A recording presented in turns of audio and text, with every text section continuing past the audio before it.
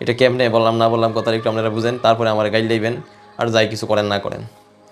অনেক সময় এরকম হয়েছে, এক পকেট টিয়া খাওয়াই লাইছে, এমপি সাহেবের হাত ধরে লাইছে, এমপি সাহেবের পকেট গরম করে লাইছে, তো থানা ওই পক্ষে গেছে যত কিছুই হোক। যদি মানে এটার জন্য থানার ওসি সাহেবের পরিবর্তন করতে হয়েছে, তাহলে ডাইরেক্ট খেলো মারছে, এই ওসির এনারা হাজাইতো না, আগামীকাল 10টার মধ্যে ট্রান্সফার করো। এটার প্রত্যক্ষ প্রমাণ আমরা নিজেই, অর্থাৎ আমি নিজেই এটার এই ফাটাবলির শিকার হয়েছি। যেই কোনো কারণে মামলার দ্বারস্থ হইতে হয়েছে এবং থানার ইয়াতে যাইতে হয়েছে। তো যেই কোনো একটা সমাধানের দিকে যখন আমরা যাব, পরের দিন ইয়া হবে, থানার মধ্যে দরবার হবে যেটাকে বলি আর কি, এবং উভয় পক্ষের নেতা যারা আর কি আছে, স্থানীয় মাতবর, তারাও থাকবে। কিন্তু পরের দিন সংবাদ শুনি ওই থানার যে ওসি নাকি ফাইলে গেছে। এ কী দুঃখের বিষয়, এই কী করুণ কাহিনী। প্রথমে ভাবছিলাম মনে হয় ওসি সাহেব মারা গেছে বা একটা কিছু হয়ে গেছে বা অ্যাক্সিডেন্ট হয়েছে। পরে শুনতে শুনি যে না, উনি এখানেই নাই, উনি পরিবর্তন হয়ে ভিন্ন থানায় চলে গেছে।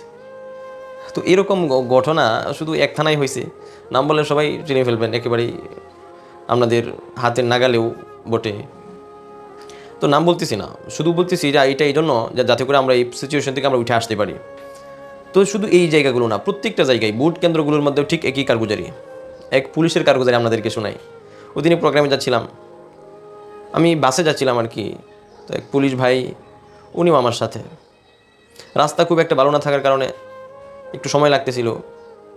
পরে ভাইয়ের সাথে আলাপ হইতে হইতে, ভাই আবার দিনদার মানুষ, খুব দিনদার মানুষ, আমাকে খুব কাছে নিল। আমিও ভাইকে খুব বেশি গুরুত্বের সাথে কথাগুলো নিচ্ছিলাম।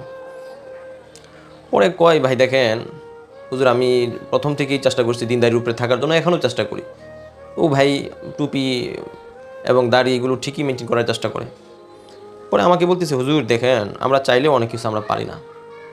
আমরাও চাই, কারণ আমাদেরও পরিবার আছে, অন্যদের যেরকম মা বোন আছে, হুজুর আমাদেরও তো মা বোন আছে। কোনো পুলিশ বা কোনো অফিসার চায় না যে তার মা বোন ঝুঁকির মধ্যে পড়ুক, আশঙ্কাজনক তাদের জীবনযাত্রা হয়ে পড়ুক। এটা কোনো পরিবার চায় না, এবং কোনো পরিবার কর্তা এটা চাবে না হুজুর। তো আমরাও কিন্তু ঠিক এর বিপরীত না।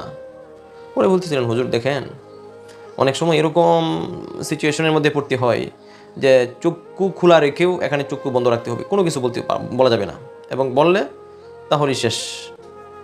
চাকরি, হুজুর চাকরির তো আমাদের পেটের তো চিন্তা করতেই হবে সব কিছুর পরে। ওই পুলিশ অফিসার বললো আর কি, হুজুর আমাদের চাকরির তো একটা ভয় থাকে, কারণ যখন ঊর্ধ্বতন কর্মকর্তা আমাদেরকে হেলো বলে দিছে যে এটা দেখা যাবে না, ওইদিকেই একটা কিছু করে দিতে হবে, তখন তো আমাদের এখানে নতুন করে কোনো কিছু বলার থাকে না হুজুর। পরে আমি বললাম, এরকম কোনো ইয়ার শিকার হয়েছেন কিনা আপনি? হুজুর অবশ্যই হয়েছি আমি বললাম কেমনে?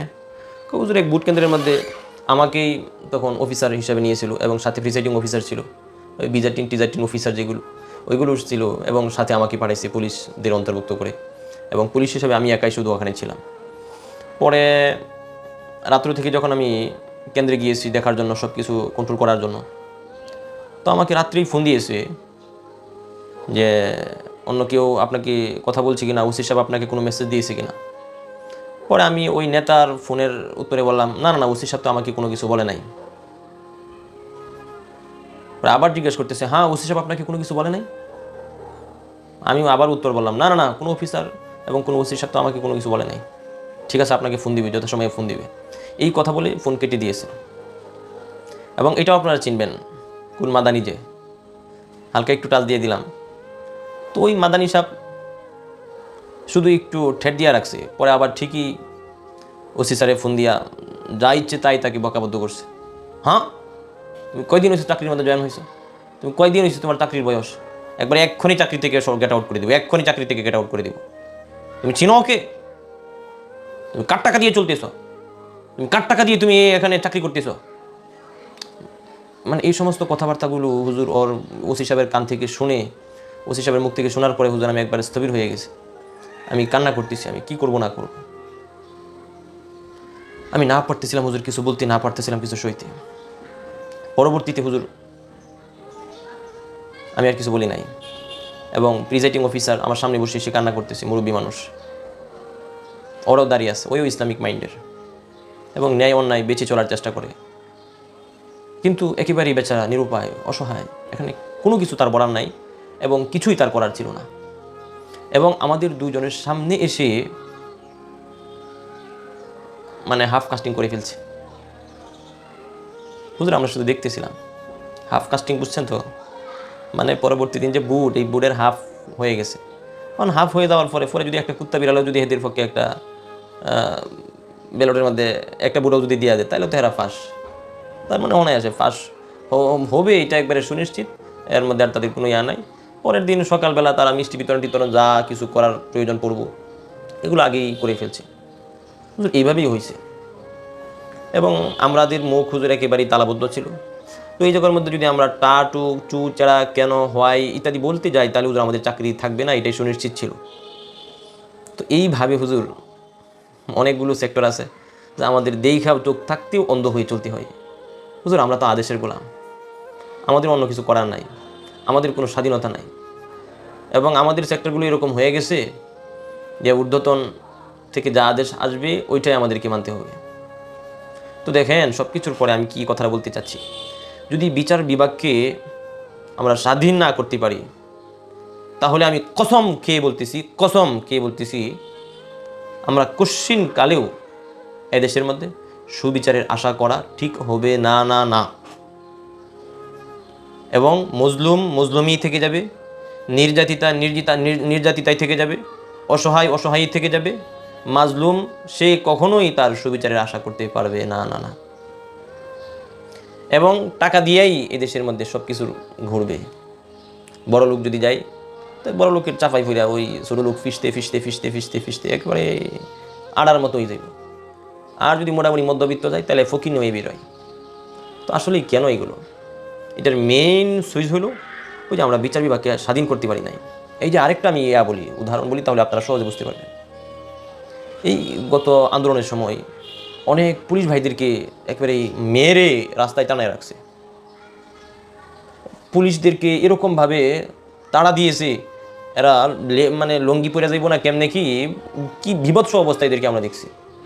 পুকুরের মধ্যে পিড়ায় নিয়ে ফেলছে, পাকারের মধ্যে নিয়ে ফিরাইয়া ফেলছে, রাস্তার মধ্যে ফিরাইছে, যেখানে ইচ্ছা পাইছে ওই নিয়ে ফিরাইছে, তার গাড়ির মধ্যে আগুন জ্বলাই দিয়েছে। আরে পুলিশের উপর আমাদের ক্ষোভ থাকবে কেন? তারা তো আমাদের বিচার আচার এগুলো সব কিছুর মীমাংসার মধ্যে তারা তাদের ঝুঁকি নিয়ে কাজগুলো করে। তাদের প্রতি আমাদের আস্থা থাকবে, তাদের প্রতি আমাদের সম্মান থাকবে, তাদের প্রতি আমাদের শ্রদ্ধা থাকবে। কেন এটা নাই? কেন এইটা ঘোলাটে হলো কেন? এটা আমাদের বোঝার বিষয় এবং জানার বিষয়। এবং এখন পর্যন্ত বিচার বিভাগকে আমরা স্বাধীন করতে পারি নাই, এবং স্বাধীন হয় নাই। এটা আমাদের জাতীয় ব্যর্থতা। পুলিশ ভাইদের কিন্তু জানের নিরাপত্তার প্রয়োজন আছে, তাদের পরিবার আছে, তাদের সন্তানাদি আছে, তাদের মা বাবা আছে, তাদেরও তো আমাদের মতো সব কিছুই আছে। তাহলে তাদের নিরাপত্তা যদি আমরা না দিতে পারি, রাষ্ট্রীয়ভাবে যদি তাদের নিরাপত্তা তাদের না থাকে, তাহলে তারা কেমনে কি করবে আর কেমনে কি চলবে? এটা জাতির কাছে আমার প্রশ্ন। আমি একজন মোল্লা হইয়া এই প্রশ্নটা আমি জাতির কাছে করতে পারি, এবং এই দেশের বৈধ একজন নাগরিক এই হিসাবে আমি এই প্রশ্নটা করতে পারি।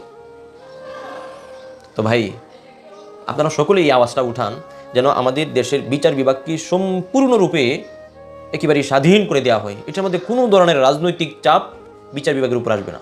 বিচার বিভাগের কাছে গিয়ে মায়ের কাছে যেরকমভাবে সকল সন্তানরাই আশ্রয় নিতে পারে, এটার মধ্যে কোনো ধরনের ভেদাভেদ হয় না, ঠিক তেমনিভাবে আমরাও আমাদের বিচার বিভাগগুলোর মধ্যে সুষ্ঠু বিচার যেন পাই, মজলুম যেন তার জুলুম থেকে ফিরতে পারে, এবং নির্যাতিতা সেও যেন তার উপযুক্ত বিচারটা পায়, এবং যারা অন্যায়ের জুলুমের শিকার তারাও যেন তাদের সুবিচার পেয়ে যায়। এইটাই আমাদের চাওয়া, এবং এইটাই একটা বড় আমাদের পাওয়া।